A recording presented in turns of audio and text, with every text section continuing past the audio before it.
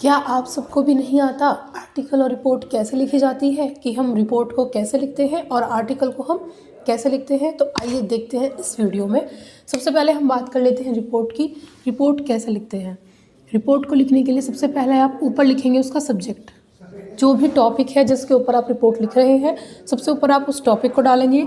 Just एक line छोड़ के यहाँ पर आप लिखेंगे उसका प्लेस और यहाँ पर लिखेंगे डेट। ये दो चीज़ें आपको यहाँ लिखनी है।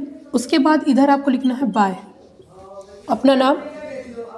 अगर आप बोर्ड कॉपी में लिख रहे हैं तो वहाँ पे आप XYZ अपना नाम डाल सकते हैं, XYZ या ABC जो भी आप डालना चाहें, XYZ और ABC। यहाँ पर अपना प्लेस और डेट। उसके बाद आपको स्टार्ट कर देना है लिखना रिपोर्ट को, इंट्रोडक्शन और जो भी आपके पॉइंट्स वहाँ पर बोर्ड एग्जाम में दिए होंगे उनके साथ। आपको बोर्ड एग्जाम में वहाँ पर टॉपिक्स लिखे मिलेंगे रिपोर्ट के कि इन टॉपिक्स पर आपको लिखना है। उस टॉपिक की हेडिंग्स आप यहाँ पर लिखना स्टार्ट कर देंगे। तो ये होता है पैटर्न रिपोर्ट का। आइए अब बात करते हैं आर्टिकल की, और मैं आपको बताऊंगी क्लास 10 के लिए यूपी बोर्ड में इम्पोर्टेंट आर्टिकल्स की आप कौन कौन से आर्टिकल्स पढ़ें अपने यूपी बोर्ड एग्जाम्स के लिए। तो आइए देखते हैं।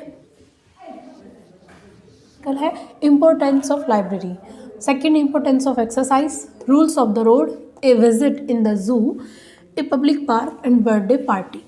ये है आपके 5 इंपॉर्टेंट आर्टिकल्स जो आपको यूपी बोर्ड क्लास 10 एग्जाम्स के लिए याद करने हैं।